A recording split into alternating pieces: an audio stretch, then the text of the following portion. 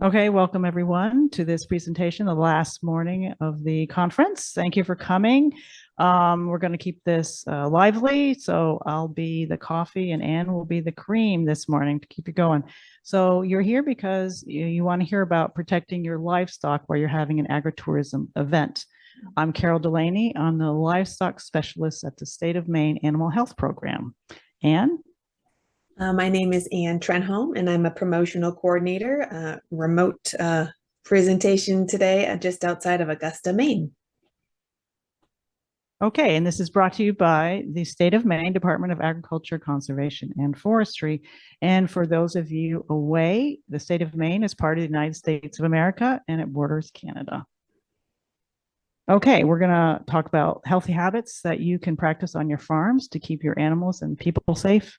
And then Anne will talk about the messaging that will give a good experience for agricultural awareness. All right. Visitors love contact with animals, and maybe some of you went to Agricola Farm. They love holding them. They love feeding them. Wow, this is a different thing. Look how it's eating with its lips. They love to get close. Whoa, really close. And they love walking with them. This is a goat hike that's in Maine. And a lot of times dairy associations will have, learn how to milk a cow day. Is this safe for your animals? Usually you talk about, is this safe for people? But this is the angle that I want to present. So today's focus is animal disease. And we want you to have these events, but we want to decrease the risk that visitors might include when they come to your farm. And we also want to decrease the risk of spreading it farm to farm in case it's like a whole, visit all a bunch of farms day. But double whammy here, you will also reduce the risk of transmission to humans if you follow these practices. Okay, things like Salmonella, E. coli, and I believe there's a presentation later today on this. Okay, I included this slide because you don't need to know about all these diseases per se, but they're around the world. They might not all be in the United States, but they're around the world. But look at how the mode of transmission. So look, a lot of footwear is where it comes in. The, from manure and bedding and soil from the fields if they're walking. Another way of transmitting is hands. People's hands come in. And then also, which is not thought of as much in meat products. For example, African swine fever, foot and mouth disease. If an animal that has that disease is processed into edible meat, the process does not kill the virus. And if that meat gets fed to an animal, you've just transmitted the disease. In fact, in the United Kingdom, they think that foot and mouth disease, that epidemic that started, came from feeding meat product to pigs. So it doesn't sound like it's a big deal, but it is a big deal. And then lastly, aerosol, people sneezing and often share zoonotic diseases with pigs and with poultry. So you've got to be aware that people can bring that in. Also on your hands, if you ever get surgery, methicillin-resistant Staph aureus, MRSA, they could have that on their hands, people can, and if you milk a cow, then you can infect the cow, Staph aureus. Okay, but here are the tools you can use to prevent this on your farm. First, create a farm zone map, work with your veterinarian, extension person, government who knows about biosecurity, and create a zone. Which places do you not want people to go? The general gravel area is great as a neutral zone. And then also place signs. Figure out where you do not want people to go. You can't watch your visitors all the time, and they'll obey your signs. So there's a lot of free signs. You can post them, very easy to do ahead of time. Then this is pretty important if you have people coming potentially from other farms, have a mandatory visitor login. And you want to know, have they had exposure to animals? So if someone's traveling internationally, ask them if their footwear has been on a farm. Okay, and then stock up on your personal protective equipment, mainly hand wash, and have them wash their hands before and after. And then you've got to decide if the people are at risk transmitting diseases, what are you going to do? You can do boot covers or boots or a boot wash. Okay. All right, here's a quick and dirty, quick and clean way to protect your farm. First, with the map, you do a line of separation. There you go. You draw it out ahead of time where you do not want people to go. Then again, post signs. So I'm going down the legend on the left. So here are piglets right there. And maybe you do not want your visitors petting your piglets, the most vulnerable animals. So you put up a sign there so they don't climb over the fence. Okay, parking. Where you want to park? Park in another, again, neutral area where they're getting out on gravel or somewhere where they're not going to walk straight into the barn to your piglet, something like that. Okay, the sign-in log. Perhaps have that ahead of time on your website when you're registering people. Maybe there's a manifest coming in with a tour, and I'll go over later what to ask. Okay, set up your hand wash ahead of entering the farm and where the animals are. And then you'll have to decide, we'll go over this, how you're going to protect from what would come on boots or shoes. And then if you are going to have people wear booties, then, is it there at the entrance? Or maybe some of the animals are going to, some of the visitors are going to visit this is Agricola farm, by the way, go in. And so maybe there you'll add booties or foot wash, only the ones who want to go visit the pigs. Okay, and lastly, I would say have a trash can to put the booties in, and also maybe ask people to throw away any food that they're bringing in. Okay, here's a visitor sign-in log example. Your name, contact information, that's commonly what with marketing, you're going to collect that anyway, where they come from, and have they had contact in the last 5 days with animals. Here's another more detailed form. Have you traveled outside your country? Put that in the last 2 weeks. If yes, what countries? And when? And then have you had contact with animals in the last 5 days? If yes, what species? Now, if someone's visited rabbits and they're coming to your beef cattle farm, there's probably not an issue. So, knowing what species they've petted or been around would be good. And then has the clothing you're currently wearing been around animals? Most people, when they go to conferences, you're wearing your best, cleanest things, so the farms don't have to worry. Okay, and now we talked about hand washing. This I'm stealing from the University of Minnesota, and you can buy hand wash dispensers, or you can make this one. And we've got a resource page that you can use with instructions, video and written instructions. So provide enough hand wash for before and after visiting the animals. Okay, footwear. There's some suggestions that I will have for you that maybe make it easier for you to decide. I would say if it's a small group, maybe they're farmers, they know enough to bring boots or footwear that can be washed, and they'll bring it clean, but I would suggest disinfecting it again once they arrive. So with them, I would do with a smaller group, say 20 people, I would do the boot wash and disinfectant. And if you notice, there's 3 steps. There's dirty, and they plated it, and there's a lot of microbes growing. There's washed with water, still microbes, and then they take the clean footwear and they disinfect them. Notice that these are easier to clean, the flat than treads. So that's probably why you want to maybe provide boots or have people come with smooth footwear. And remember that disinfectant will only work on clean. It is deactivated if you have soil or manure on it. So it has to be clean. Okay, then if it's a large group, I would suggest using disposable booties, which I think they did on Agricola farm. And you can get some that have good treads that don't, or plastic sometimes is slippery. There's some materials that are easier to walk in and will last longer. And then lastly, say you have a farm stay and people are going to visit other farms, you might want to get your own set of boots and say, here, when you come back to the farm or you're going to walk through our fields, wear these boots, please. And don't forget children. Children carry it too, but I often see, you don't have sizes for them, but think of that. Okay, and lastly, if this is an international conference.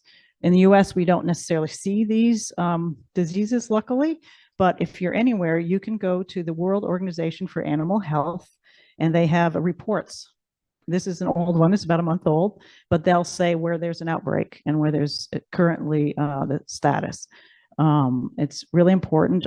For example, in Australia is very afraid right now because Bali has foot and mouth disease, and there's a lot of tourists back and forth, and they're helping Indonesia fight it because, and in fact, I'll end with this.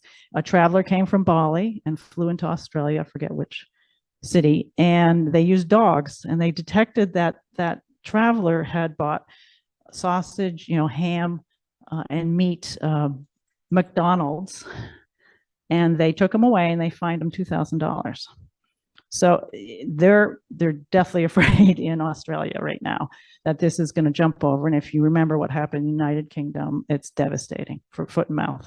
So it's really important. And Anne, take it away. Great. Well, thanks everyone. And I'll ask Carol to move the slides along for me when we get there. So the next part of our presentation focuses on messaging and agricultural awareness.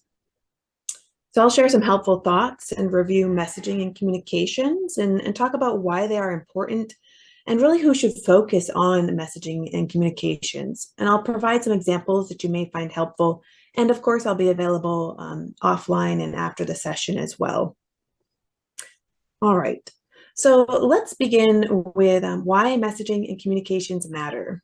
Really, this is about promoting health and wellness, biosecurity, and protecting farm assets from a risk management standpoint. So when you have consistency and transparency in your messaging and communications, you can remove the guesswork. And you're showing the reasons clearly why biosecurity is important to your farm and to farm visitors. It's also important because it's part of the overall agricultural awareness messaging. In other words, these are part of the general conversations that we have about why agriculture matters in our communities. And we recommend using a team approach to messaging. This does not have to be a formal team, so to speak, but the point is it's not just the farmer or the business owner or operator who's writing, creating, and instructing visitors about best practices. So using simple and accessible messaging and playing to everyone's strengths and expertise across the team is helpful. And who's on this team? It can be farms and farmers, marketing groups that promote farm products or farming styles, or even tourism marketing groups. These can also be service providers as well. They can be within the tourism promotional realm, or perhaps their extension and agricultural agency staff.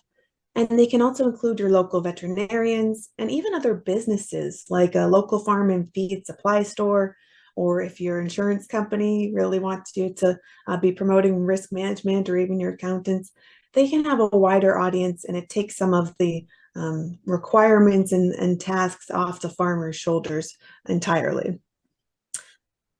So there are a couple different ways that we can think about our messaging. And first, we'll talk about digital material. And when it comes to digital material, it's not just a one-shot piece of information, right? It's one tool in the team's toolbox.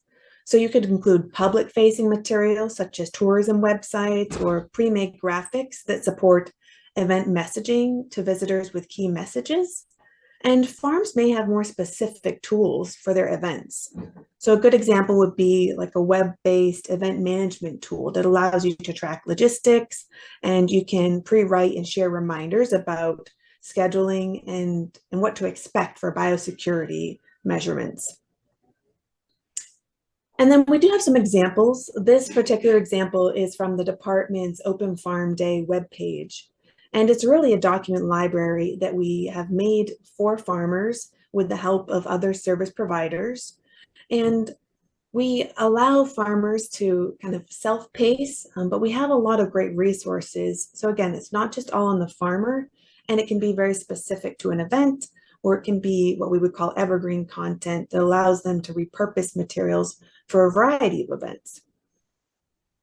And in the next example, we do have the department taking the lead. On next slide, please.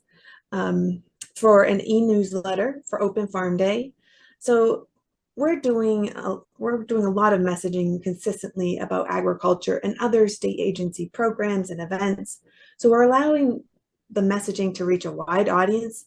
And what I like about this is we're managing visitor expectations. And so what I mean by that, it's not a surprise when they show up and they're being asked to maybe put on booties or wash their hands or don't show up. Choose another time to visit if you aren't feeling well, because really the support of the farm community relies on consumers, visitors, farmers, and everyone being aware of what matters for the health and wellness of the farm. And we do use print material. This is kind of a unique activity that we are pretty proud to move forward on. So there's a couple different ways that we use print material. The first example will be some print material that we do year round, and that's taking a team approach as well. We'll put things in maybe news pitches, in articles, in popular magazines, travel magazines, so that an audience understands why the farm matters, and it's creating a personal connection and thereby instilling a respectful visit. And on site for the farms, these can be event specific, and they're probably also directionally specific, and they promote biosecurity best practices or where to go and when to go. So the next slide, we do have some examples, and those are also listed in our resource kit on the Whova app as well. But again, news features, graphic design, articles, this is something that we do on behalf of the farmers. We vet it along with other people. And again, we do have, yeah, you can continue to the next slide. We do have some pre-made signage. This is continuing with, you've seen Carol's display that she made, and we also work with the public health departments to create something that the farmer doesn't have to make, but they can simply take this pre-made sign and post it in the appropriate place according to their site map. Next slide. So ultimately, this is important because we value agricultural awareness. Really, to us, that's about helping the public understand more about the farms in our lives and why they matter.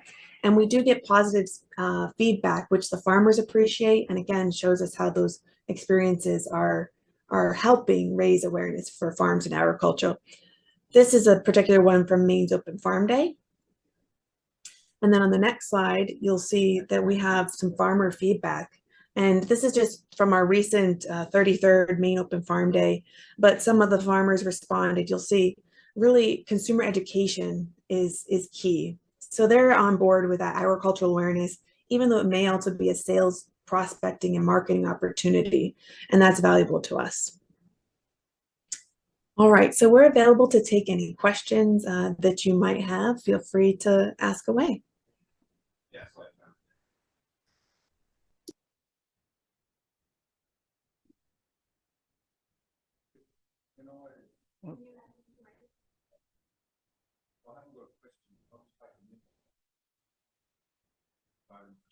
Yeah, why don't we, well, yeah, sure, but I would use the mic. Is there any questions just in case you're blocking out? Nope, nope, okay. Thank you.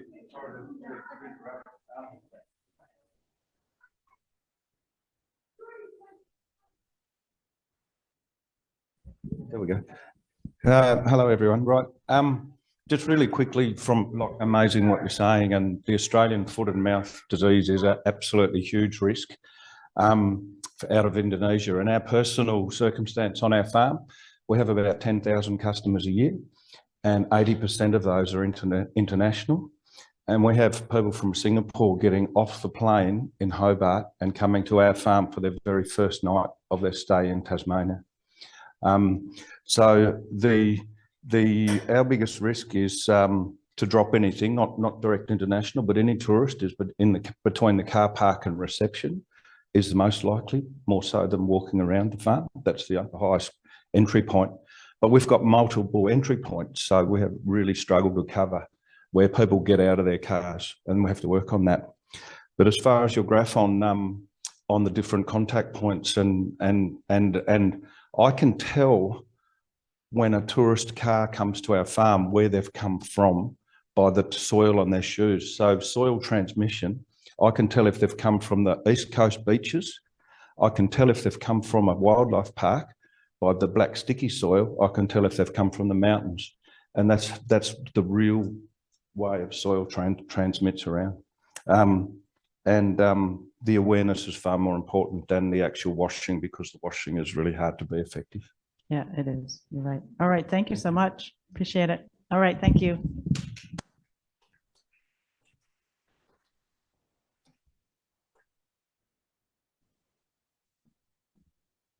Hi everyone, the next presenter is Giovanna Sacchi, who will be speaking about the resilience practices of South Tyrolean agritourism to mitigate COVID-19 impacts. Thank you. Good morning, everybody. Thanks for being here.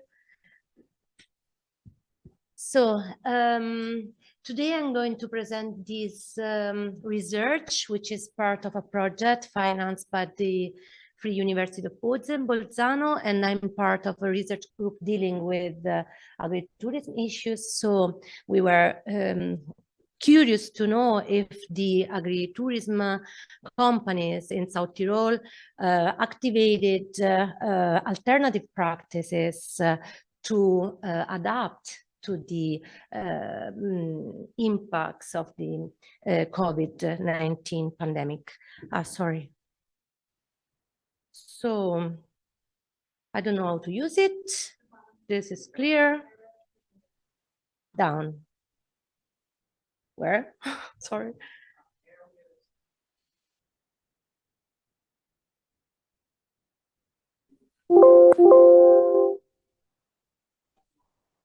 Sorry. This one? No, this is not a clear one.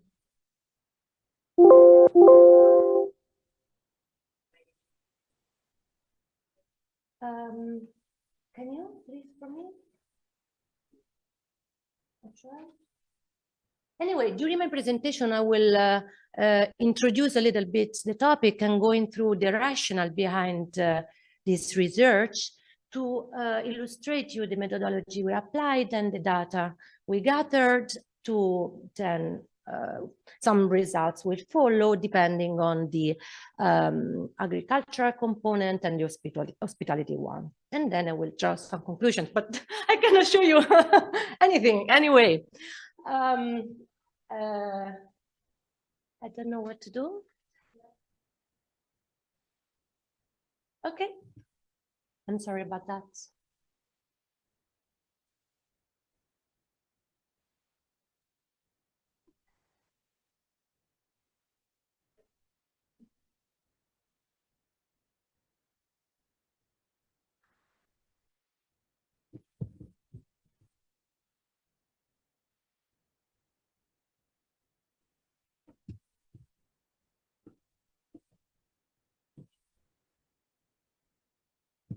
Should I try? Yes. So, as for some premises, of course, as everybody knows, tourist sector has been severely hit by the outbreak of COVID-19 pandemic, and of course by the measures of restrictions at a global level, not just in Italy, but where do I have to point to this? Okay. This is the, okay, it doesn't work, guys.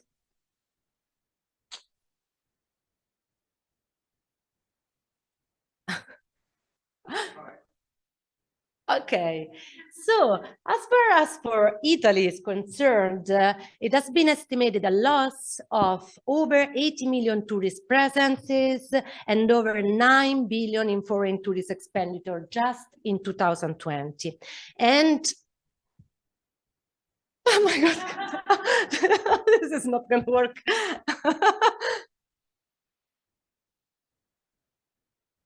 It's my fault because I put so many animations, so maybe, I don't know, but okay.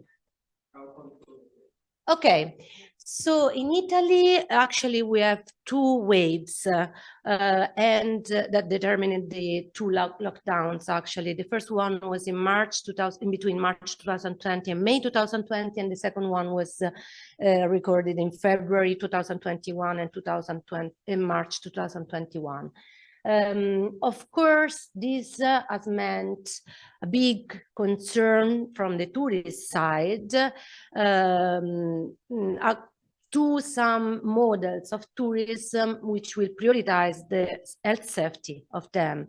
And also from the tourism side, there was a kind of an uncertainty about the evolution of the pandemic at that time.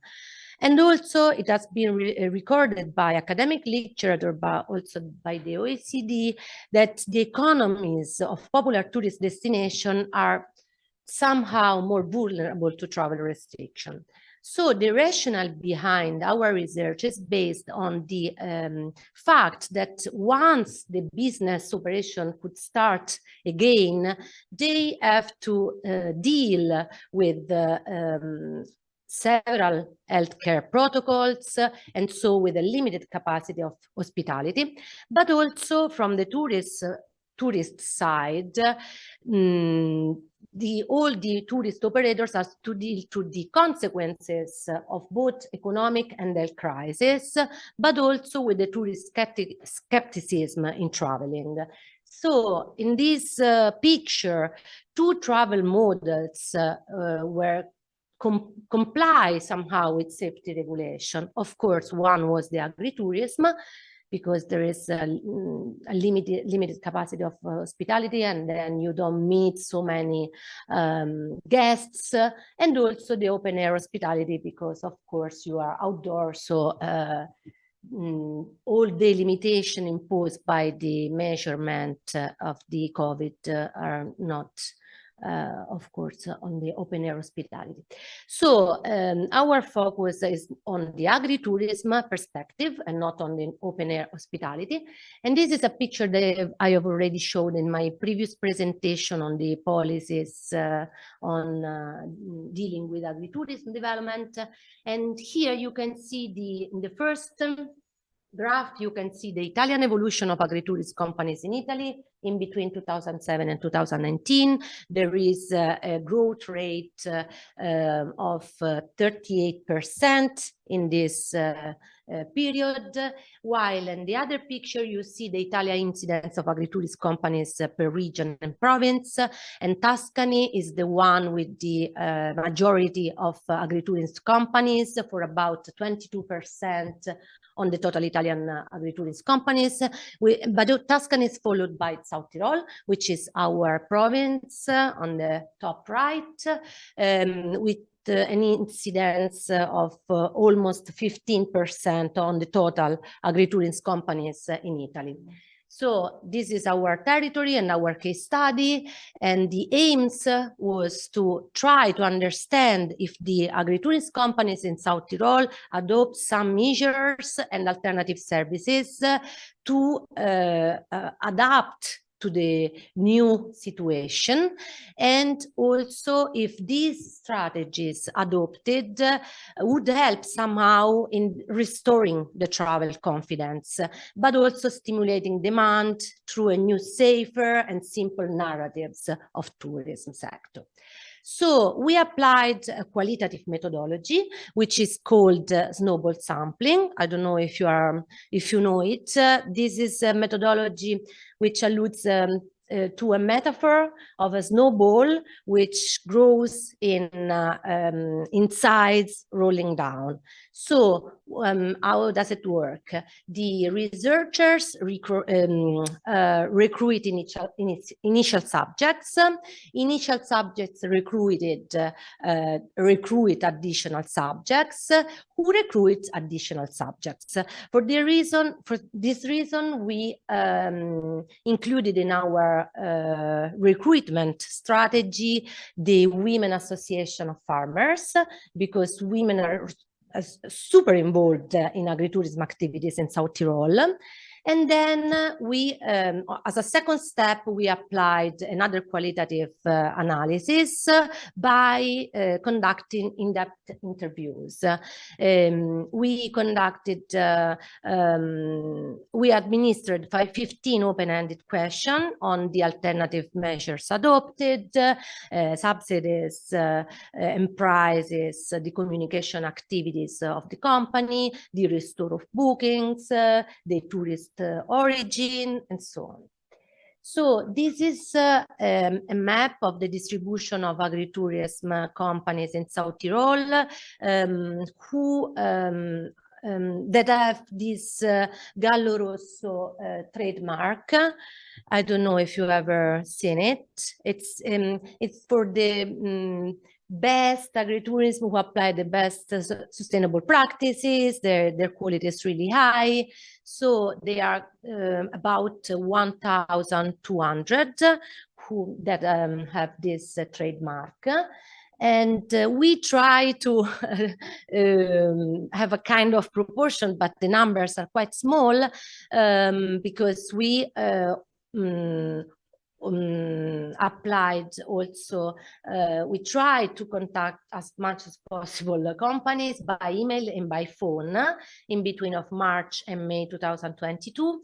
And we got 40 respondents who were willing to participate, but who didn't have actually the features to participate, because they say we just shut down the activity because we couldn't do anything. We just wait for the new government rules. So we just shut down, we didn't do anything. But 14 of them, they say, no, look, we have done something. We change a little bit the website. So we interviewed these 14 and they are distributed in this way. Of course, we cannot do inference with qualitative analysis and with 14 actors, but still we got some insights that could help maybe a quantitative research that maybe will follow. So as for the results for the agricultural component, we noticed that our respondents tried to strengthen and reorganize somehow their operations and their activities. How?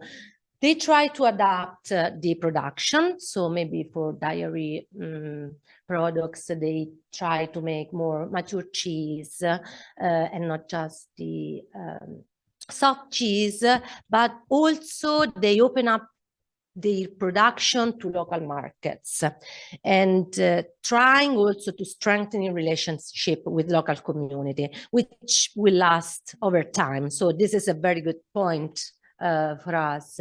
And then someone also say, I would like to introduce new crops, maybe applying organic agriculture. As for the hospitality component, also in this case, there was a kind of reorganization of the offer. So there were the offer was based on longer stays because of the demand. People was asking for longer stays, customers and tourists, but also they try to be more flexible about the cancellation policies, try to adapt some areas to let people to smart working from the company, from the agritourism. And then there was novel activity proposals like recreational, but also sport proposal and educational activities. What is surprising in that is all the 14 respondents claim that they didn't change the price. They said that they wouldn't change because of the COVID, but maybe because of the gas situation now, that it's the cost of gas is much higher, but not because of the COVID. And then they said that also the origin of tourists didn't change, but this is because we are in a very peculiar province, where the majority of tourists are from Germany, and they booked in super advance. So they reserve in 3 years' time. So Italians try to, they try to change their behavior so to have a domestic tourist, but once Italian call, they say, sorry, maybe in 3 years' time you will find a place. So this is really specific to our region. Maybe in other regions it's not like this. It has been recorded a much more domestic movement all around Italy. At the end, we recorded also a general optimistic view for the future, because once it was possible to travel again, all the entrepreneurs said, I was full booked immediately.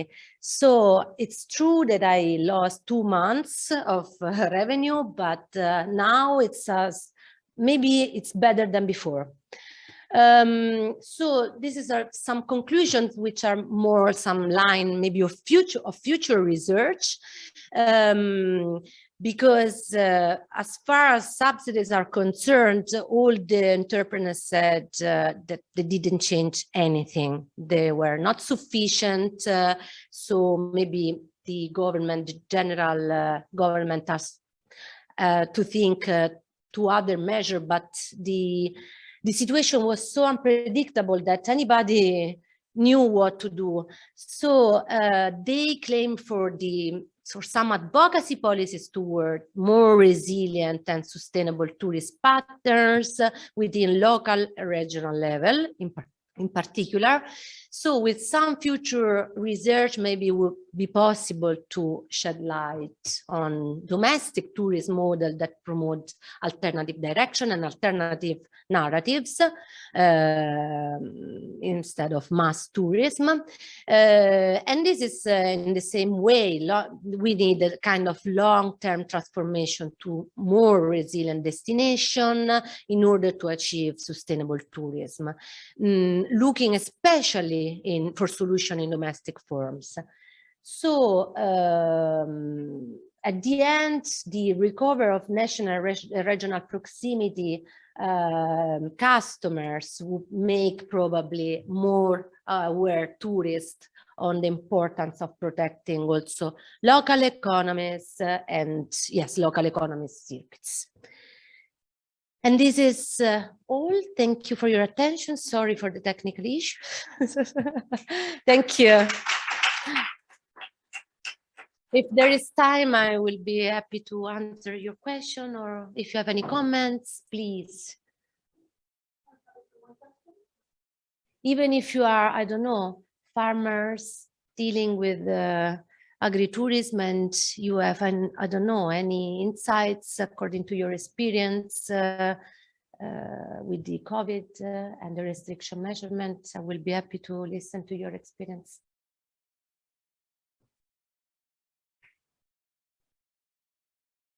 Hi, my name is Catherine, and I just wanted to share that one of the reasons I decided to come to this conference was because when I've got a loud voice anyway, so thank you. So one of the reasons I decided to learn more about agritourism is because when COVID hit, I raised sheep in not far from here, and my children attended a Waldorf school, and through that community there are, there's Shelburne farms, and there are a lot of farms around that closed their doors to families coming in, and the children needed that contact with animals. And the families were a little bit desperate of what to do with their children all day. They needed to be outside. And in Vermont, they were kind of used to that outside, the outdoor activities. So I got a lot of people who were contacting me and asking me if they could come over to our farm to visit with animals. It was lambing time. I had lots of little animals. I wanted to open up. I wanted that to be available to people.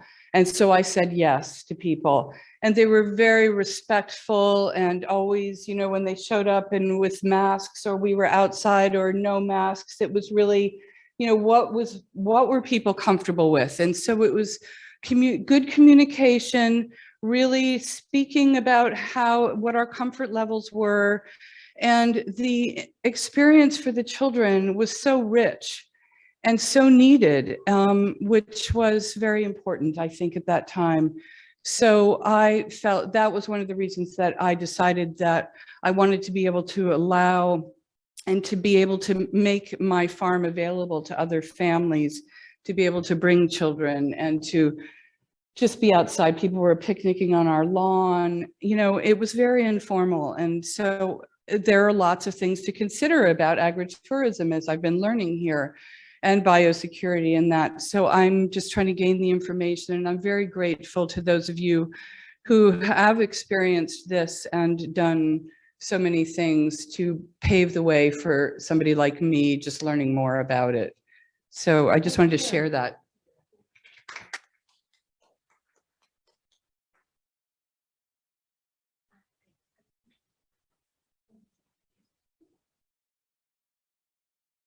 My name is Catherine Gensler. I'm a graduate student at North Carolina State University.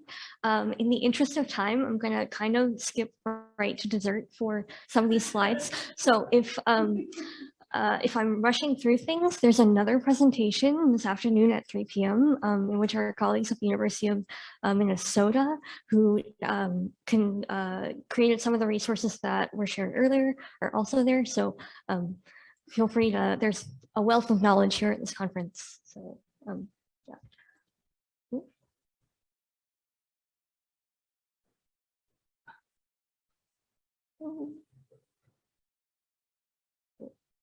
There we go. Okay, so North Carolina has agriculture is the third largest industry, and there are a number of farms. Yeah. Sure. In the mic. Okay, sorry. I appreciate that. Thank you. Okay, there we go. Okay. Agriculture is the third largest industry in the state of North Carolina. And so we have a number of farms offering agritourism activities. And the most prominent of these is farm tours, education, and entertainment. Of course, animal contact is readily associated with risk.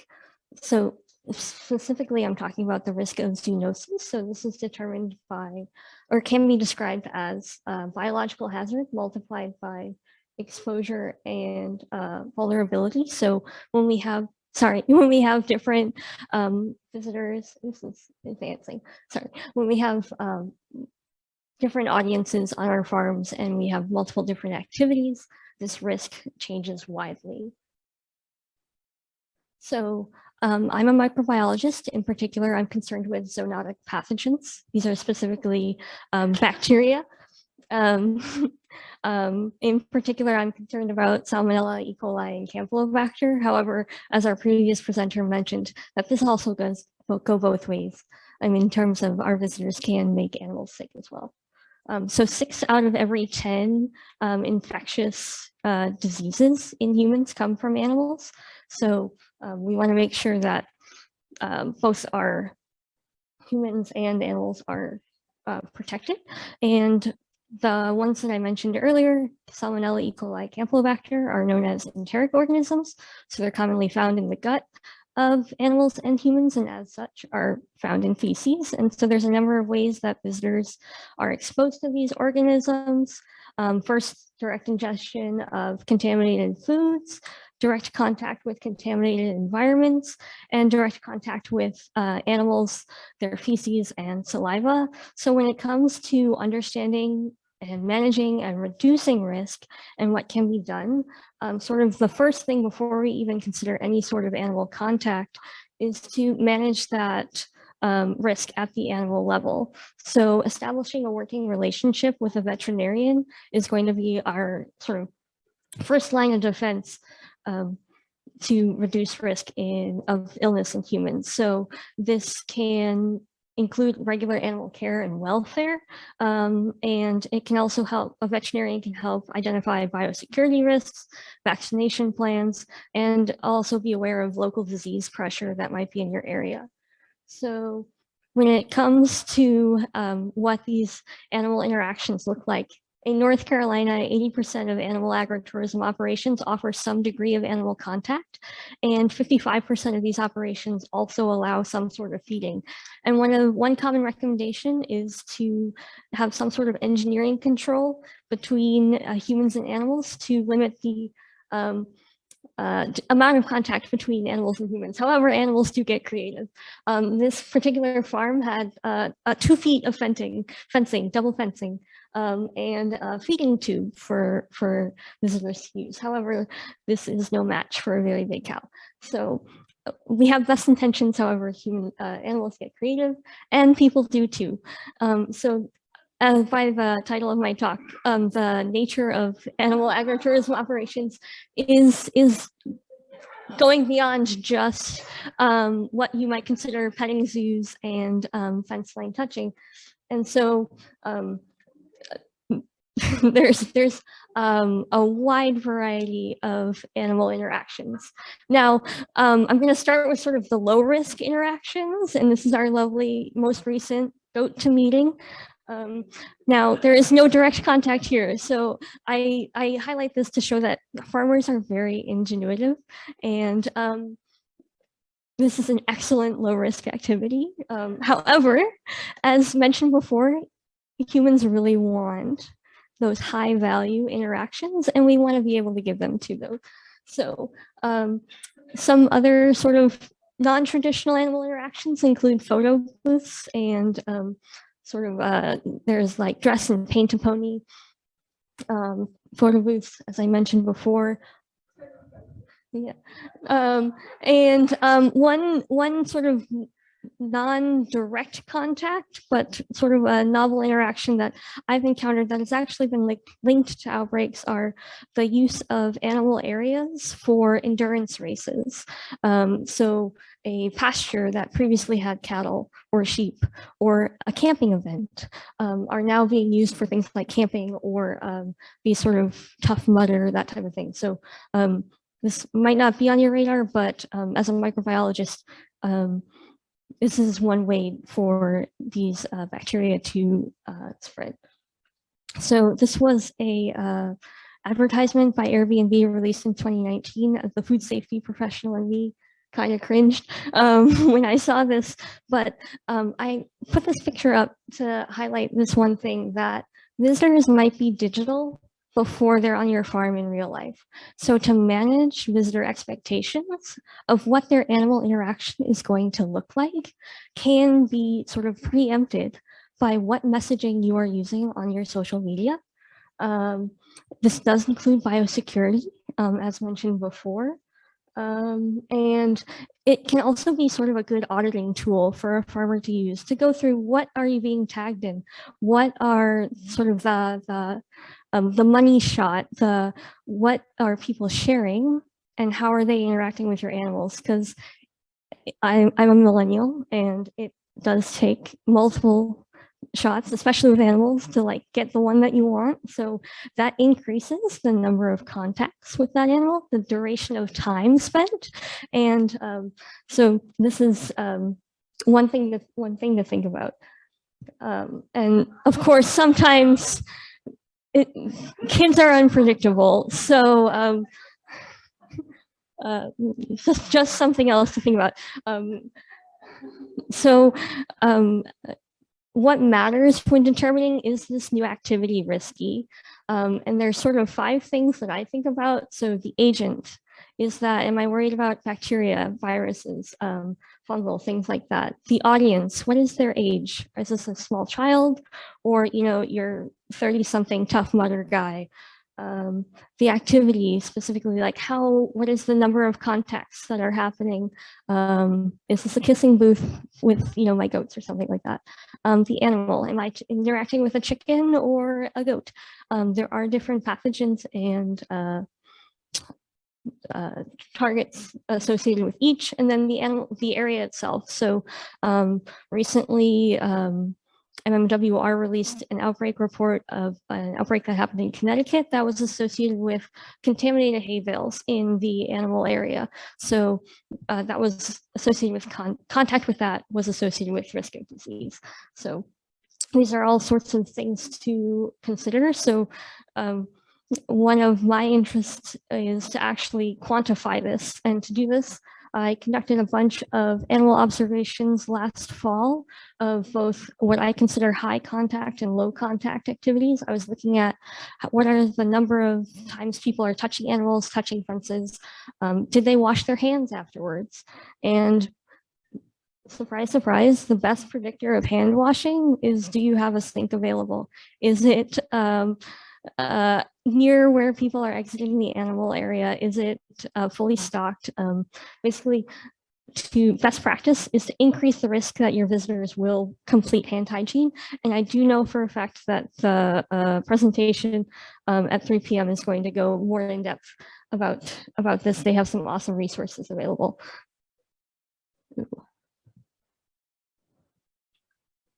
So sort of to build on assessing whether these novel interactions are risky or not, I'm basically creating a mathematical model that will kind of crunch the numbers for you and determine how many people would get sick at your operation given what activity is happening. So this is sort of the peek behind the curtain of what the math is doing. We ask our model based on this given farm, we calculate probability of, is this organism here? What kind of visitors are here? And then model a scenario where people are actually touching fences and touching animals, and then do they get sick based on that contact? And so we are stressing this model with different environments. So if we add more cleaning or add more touches or such, does that make more people sick? This is what it looks like in Excel, and sort of more numbers. But when we actually run this simulation, we can determine based on a given visitor volume in a year how many people are going to get sick. Our next step here is to actually put the numbers, cost analysis of, if I add, spend $10,000 to add a new sink in this, heavily trafficked area, will that increase my risk? Or is it better to, one of our surveys in North Carolina found that during COVID, most farms were more likely to add a temporary hand washing solution than a more permanent one. So what's the cost benefit there? And I don't have this sort of piece fully available to you just yet, but if you are interested in learning more, I do have a QR code where I can send you that update once it's finally finished. So as I mentioned, we have sort of what that total animal risk looks like. When we add that together, what's our ultimate exposure for our guest? And then when we add interventions, is that exposure reduced? Which is what we're trying to figure out. So when this sort of distribution of what each component ultimately looks like, and this will shift based on what activity your farm, that can ultimately help a farmer determine which interventions might be best to select. So I share this slide just to sort of reiterate that it's not just one intervention or it's not one size fits all. It's going to be a combination of multiple imperfect sort of interventions that are going to ultimately reduce the risk of people getting sick from animal interactions. And so these fall on both the visitor and the operator, as well as sort of broader agritourism, insurance agents and such. So this is was specifically created for COVID, but the sentiment applies. So if you'd like to hear more about when this tool is finally available for use, you can sign up using the QR code on the left. part of the data that we're using in this risk assessment was collected as part of the USDA NOMS survey, and more details about that are in the QR code in the middle. And if you'd like to contact me, feel free to hang out after this, and also attend the session at 3 p.m. In Green Mountain Room B this afternoon. They'll have more best practices as well. So, thank you.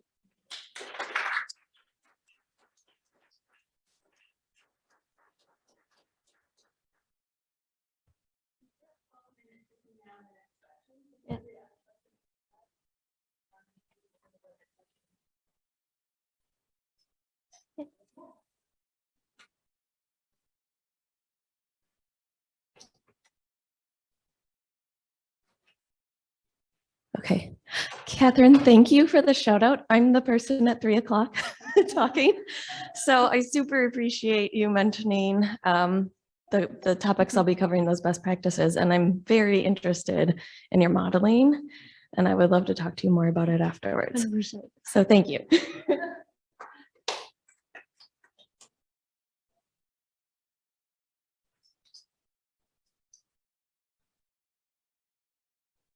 I really appreciated the presenter's perspective that education and risk mitigation is not just the responsibility of the farmer.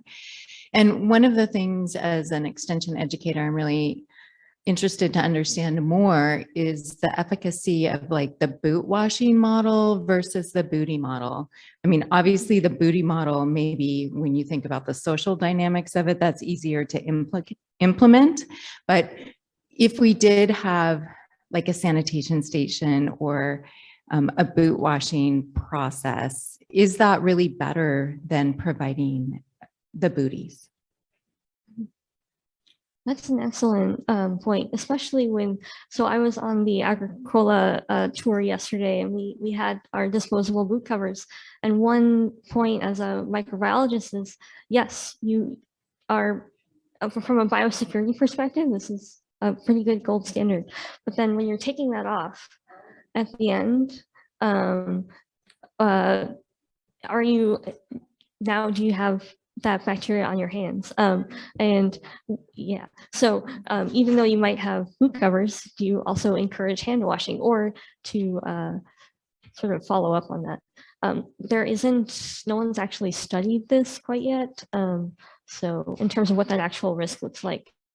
But that is a good point in terms of both convenience, because this is a hospitality industry, and what likelihood does that look like? Yeah. I'll just jump in about boot washing. You have to follow the instructions of the disinfectant, and it often says leave in for 10 minutes.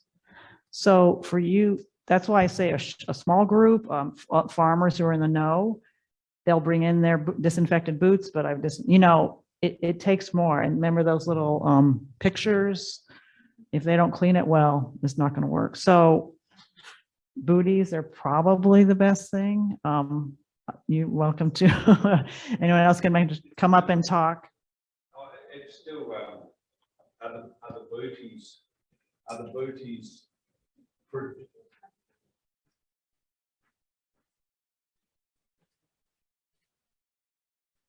Are the booties protecting the next farm from your farm, whereas washing is protecting you from the previous farm? But the complications of washing are astronomical as far as the effectiveness of the solution. And once 10 kids have been through and it's gone all muddy and it's contaminated and it's like losing its efficiency. So that's my two takes on booties versus washing. And I would add a comment. I'm from the University of Vermont. If you have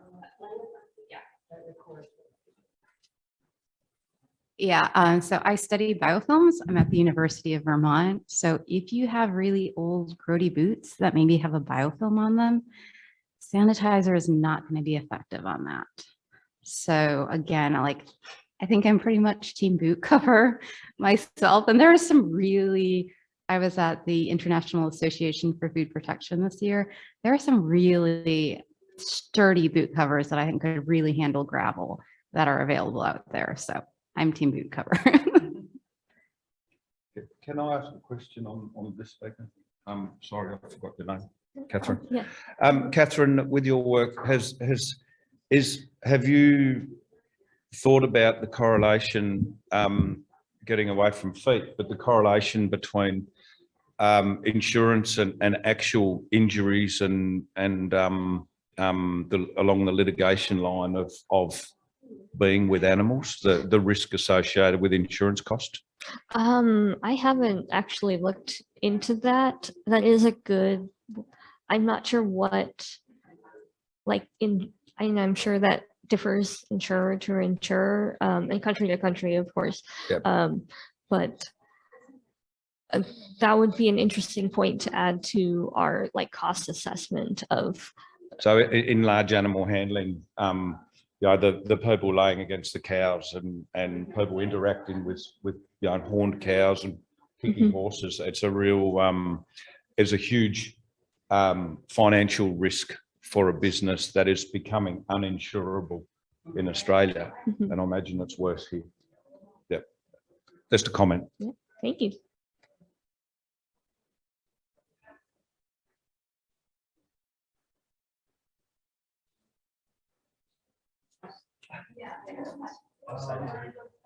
So maybe a perspective from Australia, what do you think would be some of the insurance policies that farmers would be willing to buy into with respect to biosecurity adoption? Sorry, what are some of the policies? Yeah, what are some of the insurance policies that you think farmers will be willing to buy into? Maybe getting a perspective from Australia.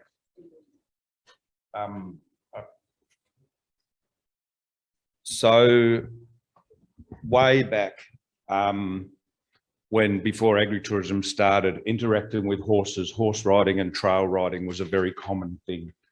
And now an insurance might have been a couple of $100 a year, $1,000 was considered, $1,000 was considered a lot.